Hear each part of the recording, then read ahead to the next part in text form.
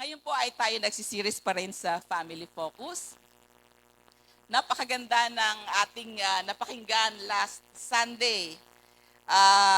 Si Brother Chris shared God's grace in a broken world. Sabi ko nga sa kanya, kadukto, para introduction yung kanyang message, kadukto na sa akin. Yung message ni Brother Chris is for all, kumbaga general. Pero itong isi-share ko sa inyo is personal. Bawat isa sa atin. Thank you, Sister Joy. The joy of our desire. Sabi ni Pastor Ray. So, yung topic ni Brother Chris is seeing God's grace in this broken world. Hindi naman talaga buo na ang mundo, di ba? Marami ng sira. Isipin mo noon, ang mundo pala hindi nakakaranas ng ulan. 'Di ba? Dahil hamog lang ang nagpapasariwa sa mga halaman. Ngayon, pag tag-init, wala ulan. Talagang sobrang init. Nag-53, 55 ang index heat. Tapos pag umulan naman, grabing ulan kasi nasira na yung firmament. Nasira na yung nagko-cover doon sa mundo. At yun ay dahil sa kasalanan. Broken world na eh. Lang buhat ng nagkasala si Adan at si Eva. Nasira na yung nagko-cover na supposed to be hindi tayo nakakaranas dapat ng baha, hindi tayo nakakaranas ng ulan. Siguro kung that time, tayo hindi na nag-aircon, di ba? Pero dahil nga, mainit ngayon, praise the Lord, mainit ngayon, maaga ang mga tao para maranasan ang aircon. Amen? Pag malamig kasi late ang mga tao. Pero ngayon mainit ang aga ng tao, sabi siguro, agahan natin sa church kasi malamig sa church. Praise the Lord. Buti na lang, ang Panginoon nagpo-provide sa atin ng aircon. Sabi ni Chris, with all the brokenness of this world, there is an assurance that nothing can separate us from the love of God. Amen? Wala naman po talaga na makakapag-separate ng pag-ibig ng Diyos sa atin. Bakit lang nangyayaring nahihiwalay? Tayo mismo ang humihiwalay. Pero ang Lord, hindi kailanman siya hihiwalay sa atin. There is an assurance that nothing can separate us. Tama, di ba? Nothing. Wala. Pero alam na natin to eh. Di ba? Lagi natin sinasabi, naririnig natin dito sa pulpit. Pero bakit meron tayo mga hurts and feels broken inside of our heart? So today, I will be sharing with you a topic about restoring the broken pieces of our lives. Amen. Amen? Hindi, ayaw niyo pakinggan? Amen po ba? Pahiram, Pastor Ayan, ng amen po ba? Kasi pag pala nagsasalita ka ng amen po ba, sasagot sila eh. Amen. So, many times we talk about hurt and broken. Madaling maintindihan, hurt, broken. Sabi nga, we believe that in the saying that the times heals all wounds. Alam natin na, sabi, pag ikaw nasaktan, lilipas lang ang panahon, gagaling din yan. Amen? We believe also that bigyan mo lang ng comforting words yung isang taong nasaktan, a little sympathy will make everything okay. And we don't understand when people don't seem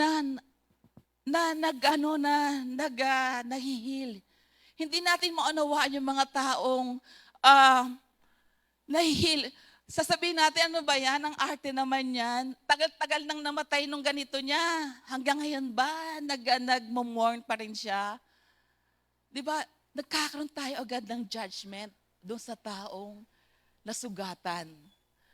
Doon sa taong nasira, nawasak ang puso.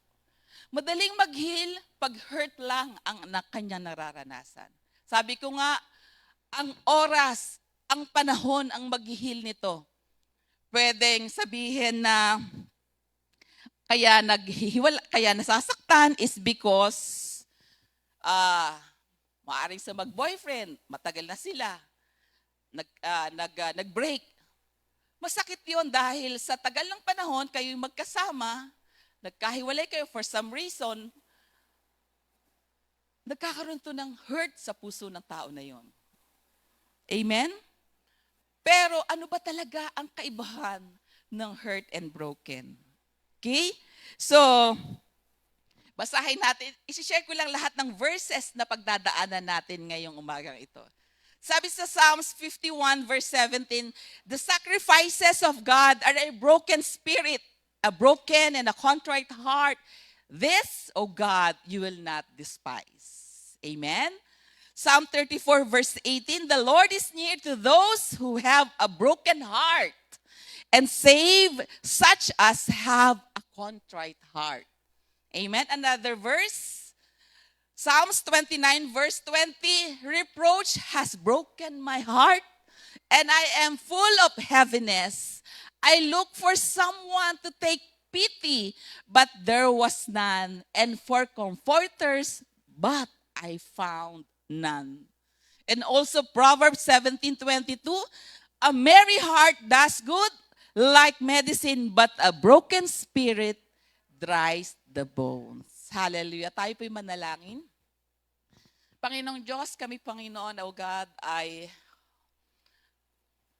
umahiling, umaasa na mga salitang yan ay magkakaroon ng kaganapan sa aming puso sa umagang ito. Hayaan mo po, Panginoon, ang iyong lingkod ay samahan ng iyong banal na spirito so that, Lord, lahat ng maipahayag ngayong umaga ito is according to your word. Salamat po, Panginoon, sa anointing to share the word, and anointing to hear sa mga taong makakarinig, Panginoon, ng mga salita na aming pag-uusapan sa umaga ito, God. Maging duguan man, Panginoon, ang puso namin, pero alam namin, O God, lalabas kami sa panambahang ito na buo ang puso, lahat ng mga nawasak na puso ay gagawin mong buo because Jesus, ikaw lang ang makakagawa nito sa amin. Have your way, Holy Spirit. Have your way, Jesus. This is our prayer in Jesus' name. Amen. Amen. So, children are growing up in a society that has pushed them aside. Napapansin niyo ba ang mga kabataan ngayon parang walang pakialam sa nangyayari sa mundo? Di po ba? They are cast. May sariling mundo na ang mga kabataan natin ngayon. They are cast them off, rejected them as normal. Maybe acceptable, pero laging may iniisip ang mga tao, lalo-lalo na yung mga malaking agwat ng magulang sa anak. Hindi nila naiintindihan ang mga bata. Classified sila as classified sila as Generation X, unknown generation. Kasi hindi mo maintindihan. They are becoming adults but that have no direction in their lives. Ang gusto nila itong ngayon. Diba? Yung ngayon lang, parang wala silang tinitingnang bukas. Amen? Wandering aimlessly, bound and confused. Some have been mentally, physically, and sexually abused. Feeling rejected and alone, they are hopelessly waiting to die. Kaya tingnan mo mga kapatid, ang daming kaso ng suicide sa mga kabataan. Amen? Kasi hindi sila naiintindihan. Amen? Imagining that everything will be over. Ang gusto lang nila, matapos na itong aking nararanasan. Kaya ang hinahanap nila is, tapusin na lang, wakasan na. Kung hindi sila nag-guide, doon ang tungo nila. Kaya nakakatuwa ang ating iglesia. We are sharing on family. Because hindi natin alam mga magulang, meron na pala tayong anak na ang gusto gano'n na ang mangyari. Amen? Hindi natin alam na sila ay hurt. Hindi natin alam na sila ay broken. Amen? Alam mo, nakaka-amaze na sabihin man natin, huwag natin i-compare yung mga generation. Pero yung mga nakaranas ng hirap nung kabataan nila, sila yung mga strong ngayon. Pero yung mga anak natin na hindi nakakaranas ng hirap, konting mistake, kaunting failure, nagkakaroon sila ng depression. Feeling nila, end of this world na. Amen? Unlike us na nakaranas ng hirap. Amen? Pero paano yung ating mga anak? They are been hurt. Sa school, nabubuli. Dala-dala nila yun, hindi nila ma-share. Ano mga dapat natin gawin sa mga bagay na makikita natin hurt pero hindi na-address? Mas malala kung broken. Kasi ang broken papunta na sa suicide. Amen. So, hindi lang po kabataan. Many people in society are being confined in jail mentally. Hindi man sila nakakulong doon sa mismong actual na prison na may mga bars. They are being jailed mentally, physically, and spiritually. Kasi hindi nakakalaya. Amen? Sabi ko nga, although they are free from judicial system, pero they are in prison. Physically, mentally, and spiritually. They are sentenced with the life sentence of emotional emasculation. Emasculation means deprived of strength or spirit. Depression, anxiety, mababa o wala ng self-esteem. Amen? Maraming phobia sa buhay. Some are on the habitual death row of deadly. Kaya yung iba, ang resort na lang, nagda-drugs. Amen? Umiinom, walang humpay na pag-inom. Careless, unsafe, and uninhibited sexual activity. Amen? Others have been placed in solitary confinement of physical pain. Kahit na magpapacheck up, wala naman, pero sa kanyang sarili, meron siyang sakit na nararamdaman. Every time magpapacheck up sa doktor, wala namang sakit. Pero sa kanyang sarili, nararamdaman niya ang pain. Ikinukulong niya ang sarili niya doon sa pain. Because there is a broken heart sa kanyang sarili. Hindi physical na sakit yung nararamdaman. Nagkakaroon lang ng sakit dahil dala-dala niya sa loob yung pain na yun. Amen? Kinukulong niya ang kanyang sarili dun sa pain so that yung mga bagay na nakakasakit, hindi niya na mararanasan because may nararamdaman na siyang sakit. Pang-cover na niya yun. Amen? They are being held captive behind these seemingly impenetrable bars and inescapable walls. Kinukulong na ng mga taong yun, yung mga broken-hearted. Hindi dahil na broken-hearted siya sa kanilang girlfriend o boyfriend o sa asawa, kundi broken-hearted sa mga bagay na nangyayari sa buhay nila. Kinukulong niya ang sarili niya doon sa mga bars na siya lang ang tanging makakalis dahil wala naman talagang bar na nakakulong sa kanya. Nararanasan niya yung pain kahit wala siyang sakit. Pero ramdam niya yung sakit sa kanyang katawan. Because yun ang gusto niya mangyari para hindi na niya maranasan ang sakit. Kino-cover niya yung pain. Amen? They are lost spiritually. They are aimlessly wandering through life busted, disgusted, and broken. Amen?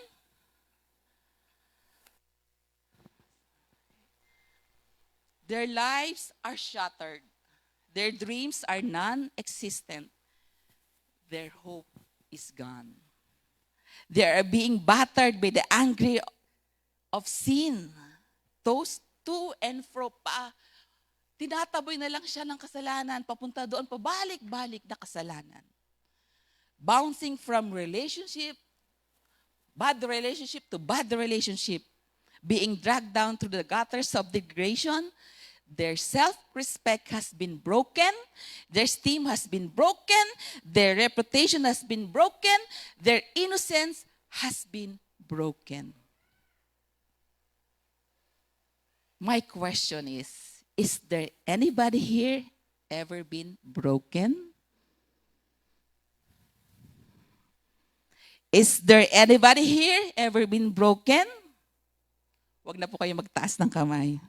Pag-usapan na lang natin, ano ang kaibahan ng hurts and broken. Amen? Tanungin natin si Miss Miriam Webster.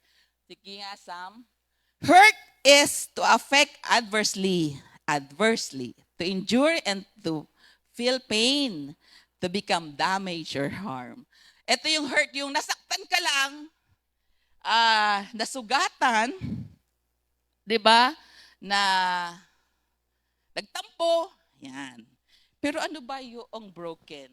Sabi dito, broken comes from a Hebrew word called shabar. Means to crush into pieces. Amen? Shattered, bruised, violated, not functioning properly, disconnected, overwhelmed with sorrow, raped, plundered, maltreated, desecrated. Desecrated, same as violated. Amen? Nawasak, nadurog, nabasag into small pieces. Ano pa ba ang Tagalog ng broken? Iba yung hurt, iba yung broken. Slides, please. A hurt is a heartbreak. Maaaring lahat tayo nakaranas nito. Amen?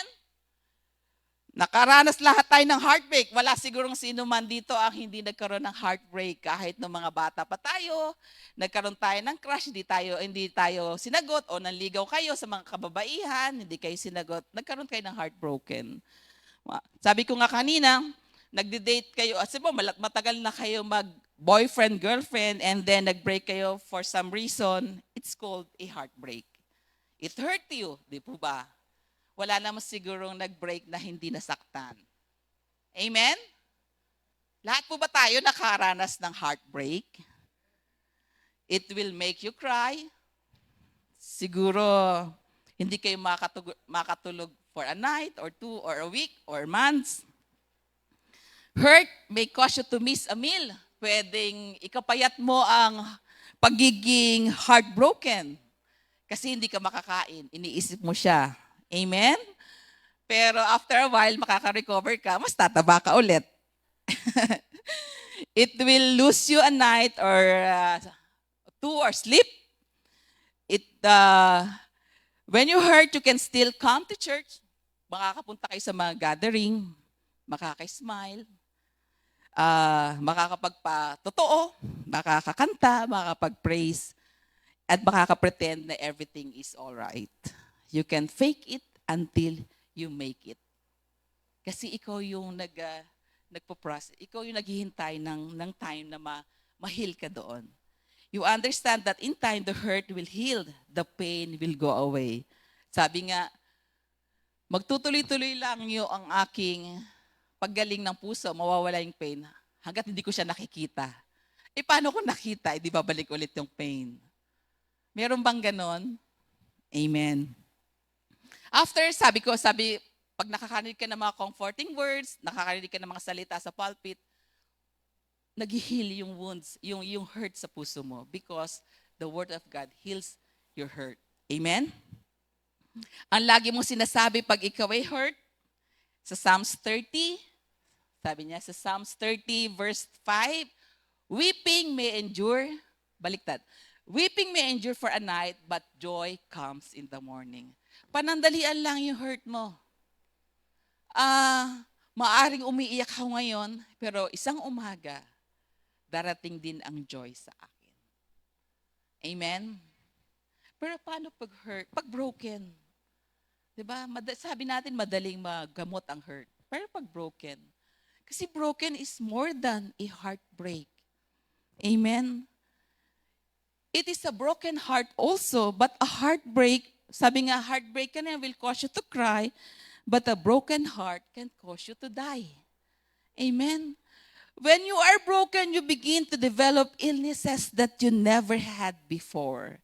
You begin to worry and have anxiety. Fretfulness develops, bad tempers are ever present, hatred and malice start to rule you. Amen? Iba na nag-rule kasi broken ka. Yung broken, hindi ibig sabihin dala lang yun ang paghiwalay. Maraming factor ang pagiging broken. Amen? Maraming nangyari sa'yo bago ka masira. Hindi isang break up lang, broken ka na, hindi mga kapatid. Ang broken yung sumagad na hindi na-address sa buhay natin.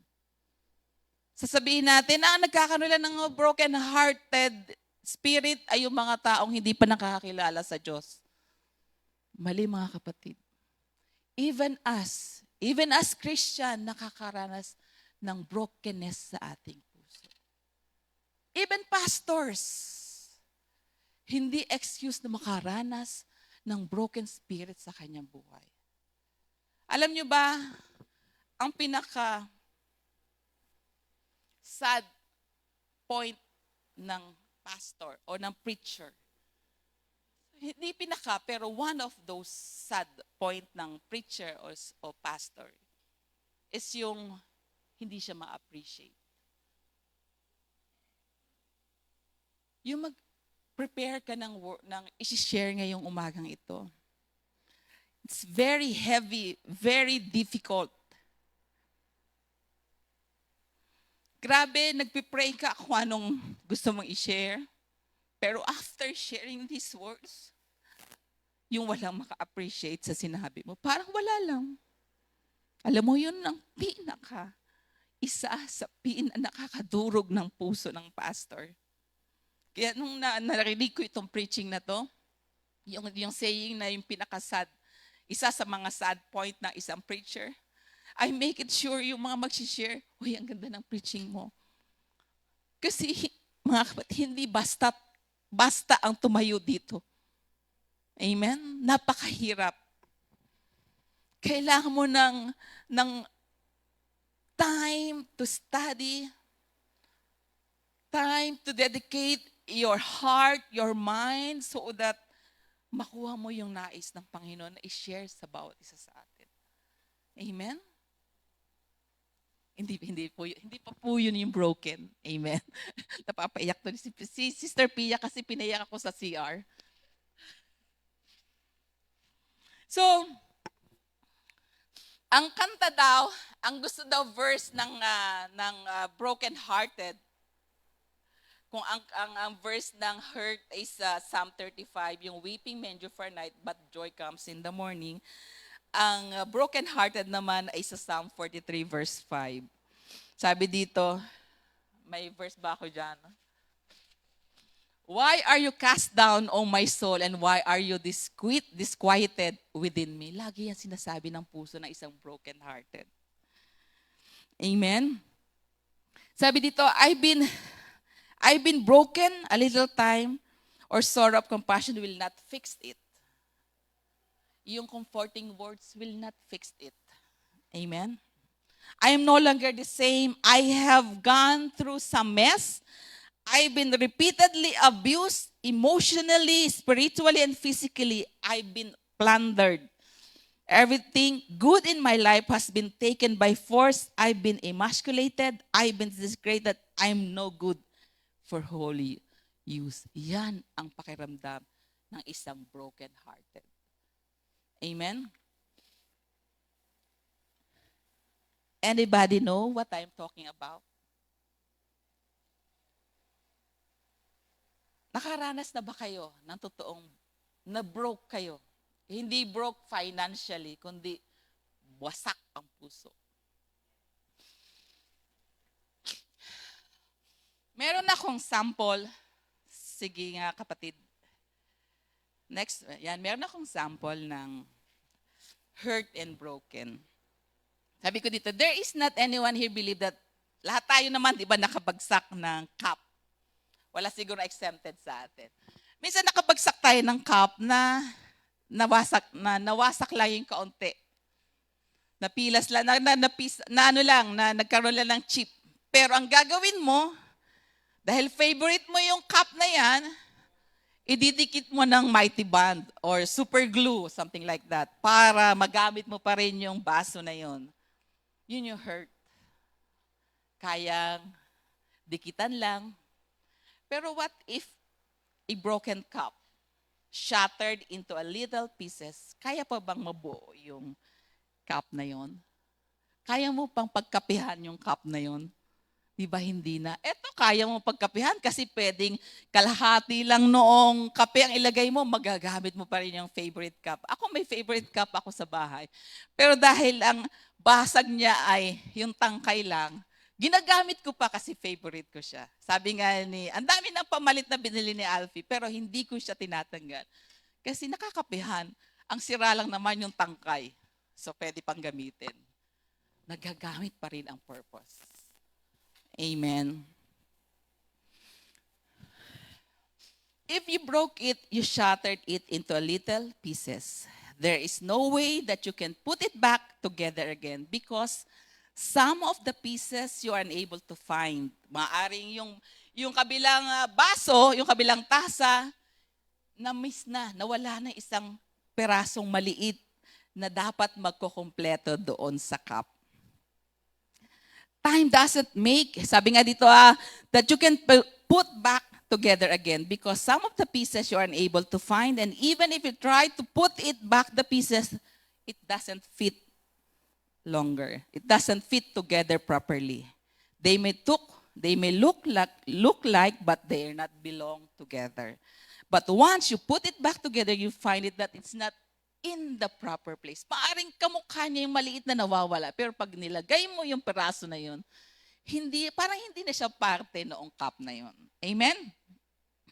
Sabi, kahit anong klaseng dikit mo, mighty band, super glue, duct tape ang gawin mo, hindi mo pa rin pwedeng mabuo yung broken cup na yan. Time doesn't make it strong, at least once said. Sabi nga, time will heal. Pero sa tingin nyo ba yung cup na yan, pag ganyan ang basag, magagawa, mabubuo ng panahon? Di po ba hindi? It cannot hold water, it cannot hold your coffee, or anything na ilalagay mo. Pwede mong gawin, sabi mo, sige, dahil favorite mo siya, if i-fix kong kaunti, gawin ko na lang kaya ang flower pot. Pero later on, mawawasak din siya kasi yung force ng flower at saka yung water na dinidilig mo doon sa halaman, masisira din. Hindi na kayang i-hold. So, ganyan po yung broken. Amen?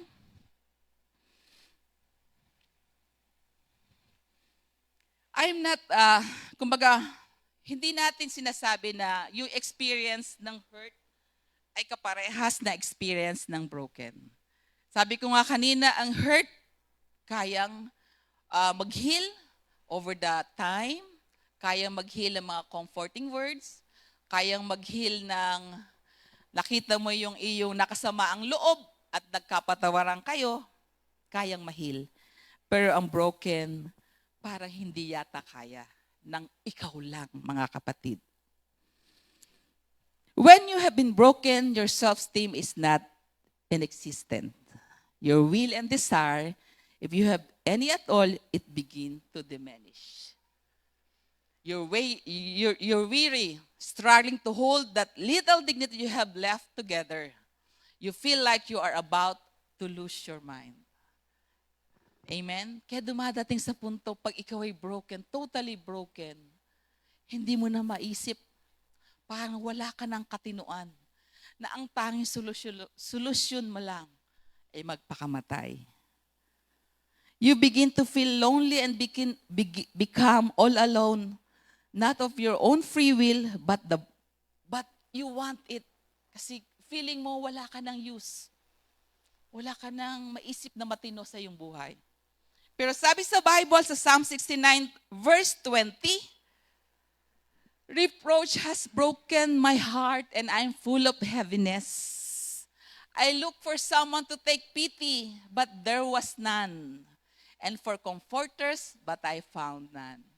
Minsan mga kapatid, kapwa nating kapatid, naghahanap sila ng masasabihan, pero walang silang makita. Kaya nakikita nilang, kaawa naman ako. Nakikita nila, nararamdaman nilang wala silang kasama, walang mag-comfort. It's not because kasalanan natin, because ang isang broken spirit, broken heart, hindi nagsasabi. Nakikita lang, nagmamanifest lang na feeling alone. Kaya dapat tayo mga kapatid, tingnan natin yung mga kapatid na natin na gusto lagi nag-iisa. Dati okay kayo pero bigla siyang lumalayo. There is something wrong about that brother or sister. Dapat maging sensitive tayo kasi sabi nga dito, ang mga broken spirit, broken heart, actually naghahanap silang i-comfort sila. Naghahanap silang may mga marinig silang comforting words. Pero minsan, tayong mga kapatiran, nami-misjudge natin sila. Sasabihin pa natin, tagal na naman niyang pinagdadaanan yun hindi siya makamove on. Sobra na yan. Nakakainis na nga yan eh. Lagi na lang ganun. Nung ako nasa Fuso, I remember, nag-alaga po ako ng isang empleyado na itong taon to ay laging ginagawa, nag-iisa. Break time, nag-iisa. Ayaw niya makisama sa grupo. And then, there was a time, nahuli po siya sa checkpoint na nagkahulihan, binuksan ng kotse niya, nakuhaan siya ng paraphernalia ng drugs. So, nakulong siya someone, pero hindi siya nag-positive. Kahit anong test na gawin siya, hindi siya nag-positive. So, wala akong magawa. Sabi ng boss ko, kasuhan mo na yan, tanggalin mo na yan. Pero wala akong mapag-base na pwedeng tanggalin kasi hindi naman siya positive sa drugs. Sa labas siya nagkakaso, wala naman siyang kaso sa loob. So, bumalik, nakalaya. So, tinanggap ulit ng company. And then, ganun pa rin, lagi siya mapag-isa. Alam nyo, lagi ko siyang, weekly may session ako sa kanya, kinakausap ko siya, ginagamit ko lahat ng pwedeng gamitin na magka-comfort sa kanya, mga salita ng Panginoon. You know what? Nawala siya, nakalaya siya.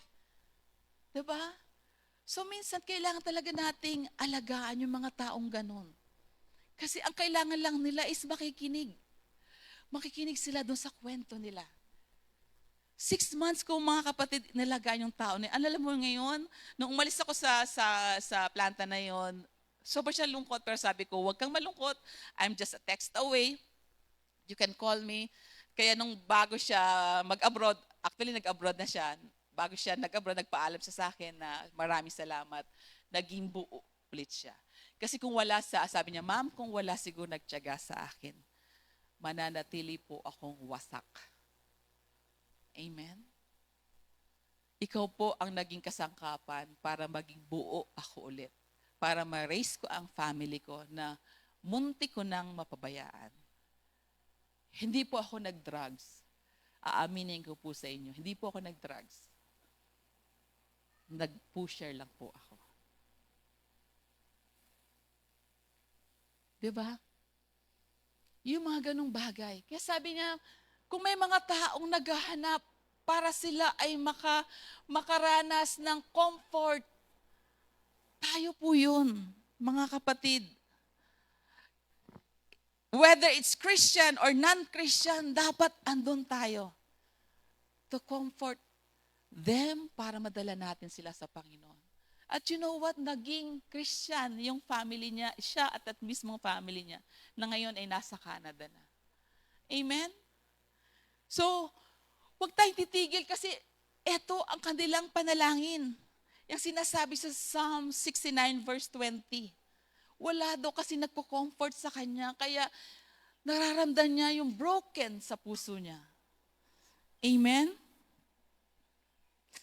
The reason why you can find, sabi nga, the reason why you can find them is when your spirit has been broken, you don't have joy.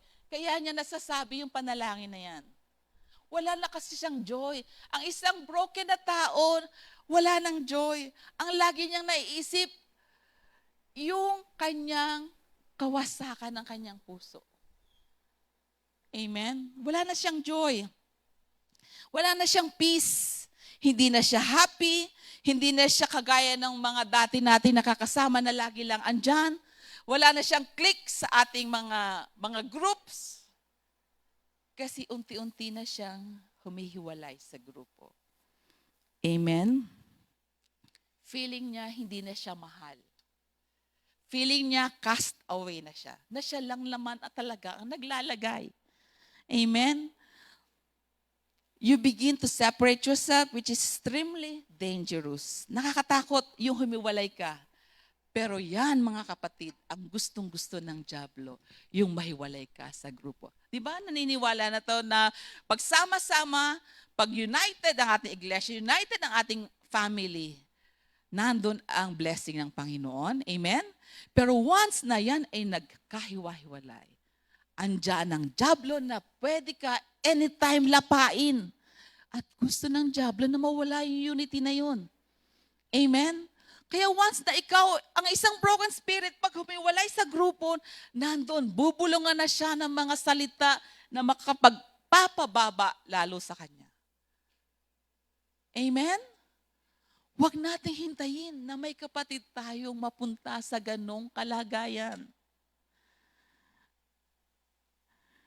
When you separate yourself, you begin to listen to the voice inside, to those that have ever been broken, you know the one. Sabi nga, it says, wala man nakakakita pero may bumubulong sa'yo. Hindi ka nakarapat-dapat dyan. Hindi ka nga mahal ng mga yan eh. Hindi, tinan mo, kahit umalis ka, hindi pansin na nawala ka. Diba? May maghahanap ba sa'yo? Wala. Pag nag-absent ka sa Bible study nyo, hinahanap ka ba? Hindi. Ganyan ang diablong bumulong. Amen? Wala nga nagtanong, ba't hindi ka na nag-a-attend eh? Tayo ba ganon? Hinahanap ba natin yung mga kapatid nating hindi na nag-a-attend? Dinadalaw ba natin o kinukumusta yung mga kapatid nating hindi na natin nakikita? Or minsan dumating dito, nakumusta ba natin? Lumabas at pumasok at lumabas, di natin napansin, nag-church pala siya. Alam natin na yung ganung pakiramdam, talagang sineseparate niya, pero tayo na naandito, dapat makita natin yung mga ganung bagay. Amen? Dahil yung pagkakataon na hinuwalay isang iglesia or sa ating panambahan, naando na ang dyablo, handa na siyang lapain. Bakit kamo? Unti-unti kasing nadadry na yung bones niya. Nawawala na yung spirit. Kasi sabi niya sa Proverbs 17:22, but a broken spirit dries the bones. Wala nang oil, wala nang anointing, wala nang joy na nararanasan because natutuyo na. Nangangalirang na ang kanyang spirito. Kaya siya na yung kusang loob na lumalayo. Amen. But when we find in the Bible, sabi niya dito sa Psalm 51 verse 17, the sacrifices of God are a broken spirit. Diba? Sabi nga, a broken and a contrite heart, this, O God, you will not despise. Amen? Ang Panginoon, na-broke din siya. Nasira ang kanyang spirito. Nung time, naalala niyo mga kapatid, nung time siya ay pupunta na sa krus ng Kalbaryo, sirang-sira ang puso niya kasi iniwan siya ng Ama. Dala-dala niya yung kasalanan natin at nag-separate yung kasalanan na yun, nakaseparate siya sa Ama. Pero sabi niya, the sacrifices of God are a broken spirit. A broken and a contrite heart, this, O God, you will not despise. Even nagkahiwalay si Jesus at ang kanyang Ama, hindi yun dinispise ng ating Diyos Ama. Sabi, you got to become a sacrifice unto the Lord. Yung pagiging broken mo, pwede mong maging sakripisyo sa Panginoon. Kung lang malalaman at ipapaalam natin doon sa mga taong nakakaranas ng pagiging broken, pagiging sira, ito ay pwede nating i-present sa Panginoon. Sabi niya, the word sacrifice comes from a Hebrew, comes from a Hebrew word called korban. Yan, korban. It means to present or to present yourself. A sacrifice was a total commitment. Hindi ka pwedeng magsakripisyo, Lord, ito lang ibibigay ko. Parang tayo, di ba? Sabi nga, fully, nag-a-attend tayo sa church, nagbibigay tayong time, pero hindi nagiging tighter kasi sasabihin niya, Lord, ito lang hindi ko pwedeng i-surrender. Hindi ko pwedeng i-sacrifice. Hindi ka totally sacrifice. Kasi a sacrifice was a total commitment. Hindi ka totally surrendered. Amen. A sacrifice is the surrender or destruction of something valued for the sake of something else. Amen. And the word contrite comes from a Hebrew word called daka. Daka, it means maimed, dejected, humbled, and broken down. Diba? Daka, contrite heart, it means maimed, dejected, humbled, and broken down. A sacrifice was a total commitment. When you present yourself to God as a broken vessel, what He does is to take the small and begin to put the pieces back together in the proper places and fills the crack not with the super glue but with His agape love. Amen? Yung mga nasira nating pera-peraso na ating puso, kayang ibalik ng Panginoon, hindi dahil doon sa glue na nais nating gamitin, kundi doon sa pag-ibig ng Diyos sa atin, kaya niyang ibo ang ating sirang puso, ang ating wasak na puso. Amen? Agape is a God's love for man.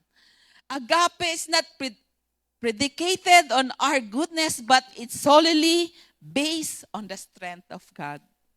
God says, I love you. Even though you are incapable of loving me back, kahit hindi tayo makapagbalik ng pag-ibig ng Diyos na nais niya sa atin, kaya tayong mahalin ng Diyos. And that is agape love. Walang hinihiling na kapalit. Walang kondisyon. Amen? Tayo ang pag-ibig natin may kondisyon. Kung ano makukuha ko, mamahalin kita. Amen? Mahal na mahal ko si Ma'am Ski kasi pag binigyan ko siya pag Christmas, mas mahal pa yung regalo niya sa akin. Amen? Lagi ka nagbibigay ng pag-ibig, pero may hinihintay kang kapalit. Ang Panginoon, wala. Kahit you are incapable of loving Him back, mahal ka pa rin ng Panginoon. Amen. Walang kondisyon, mga kapatid. Yung pag-ibig natin, ang tawag eros. Pero yung pag-ibig niya, agape ang tawag. God fills the crack and begins to put the pieces back together. Unlike the glue na gusto natin gawin, mayroon siya mga marka na maaari hindi gamitin. Pero pag ang Diyos ang nag-glue, ang nagbalik ng mga perasong nawala sa buhay natin, ni kaperasong siwang, walang makikita. Give you a new heart and restore you to the joy that you once had, then begun to restore the process. The restoration process will begin.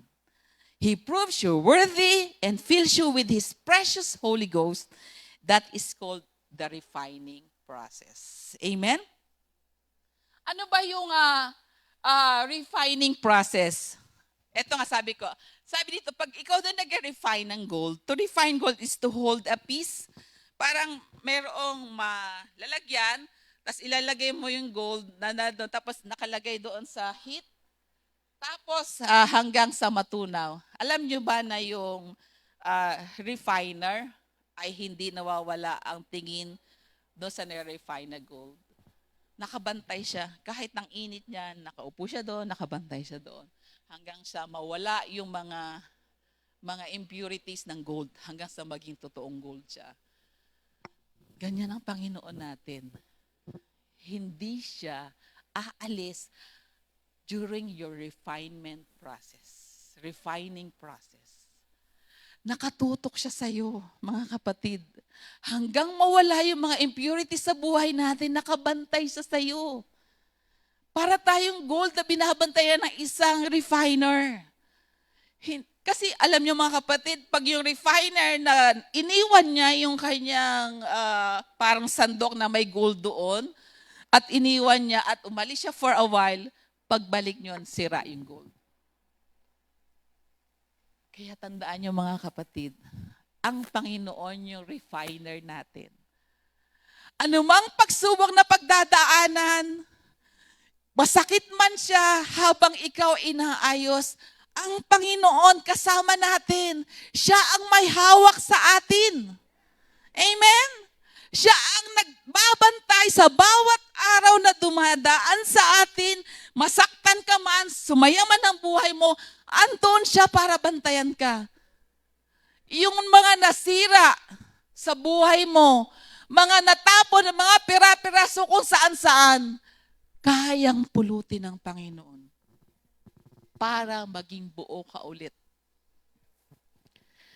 Amen?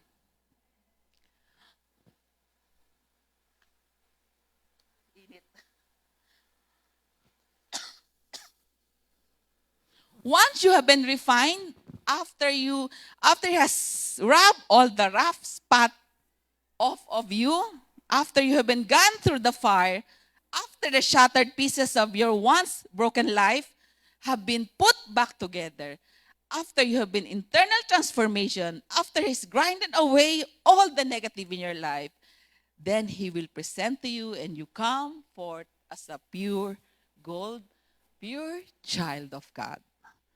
I have a story to tell. Meron tong, sige bro, ilabas mo to. Yan. Ito yung Kitsugi is the art of repairing something that has been broken with gold.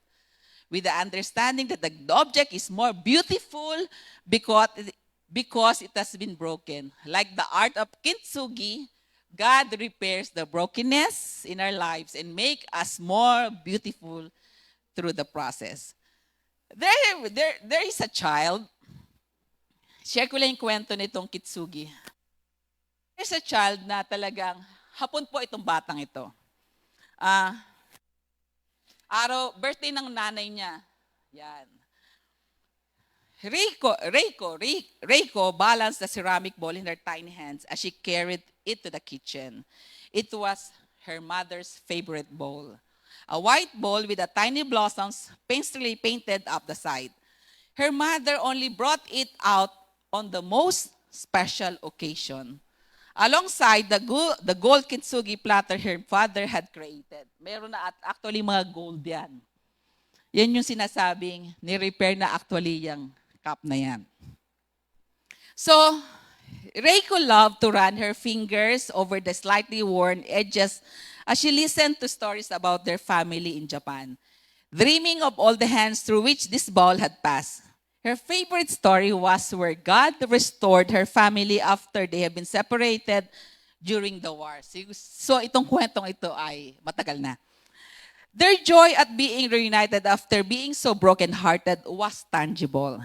Even to her, today was her mother's birthday, which Reiko thought qualified as a special occasion. So the 5-year-old girl had climbed the cabinet. So ang ginawa niya, excited siya. So kumuha siya ng tungtungan, binuksan niya yung cabinet, kinuha niya yung favorite bowl ng kanyang nanay.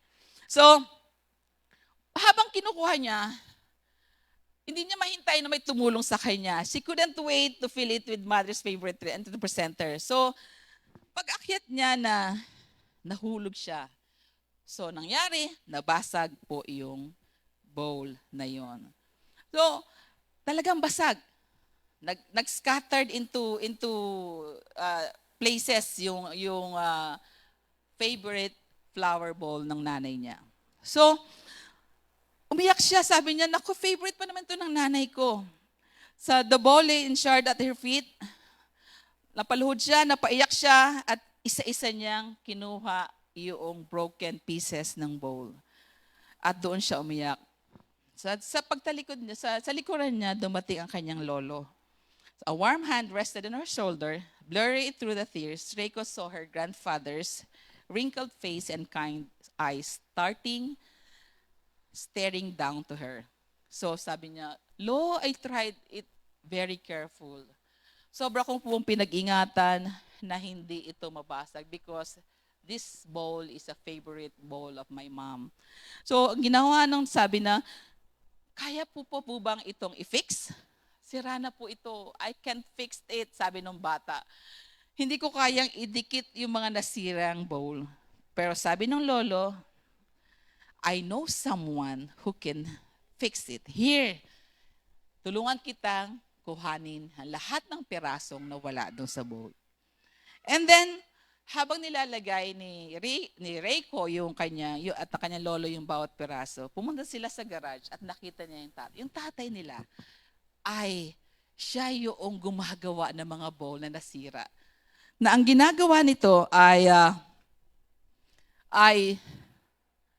dinidikitan ng gold. Sabi nga, Reiko watched in wonder as her father, a talented artist, makes a gold lacquer with a few scoops of rice flour to make an adhesive. He placed the broken shard of the bowl together with the glue. She watched in amazement as the bowl took shape, gold gleaming from the cracks. Her father had been right. Somehow it was more beautiful than that it had been in the first place. So the technique, yung called kitsugi, in-explain ng tatay, it is believed that when broken items are repaired with gold or silver like this, that the flow becomes a unique piece of the object story and the uniqueness add to its beauty. But sabi nito, but Papa, there's a piece missing. Her finger traced the empty hole and where a heart shape, wala yung heart shape. And missing, can Kitsugi fix that? Sabi ng bata. That is all right. We will make a new heart. Amen. And that is God.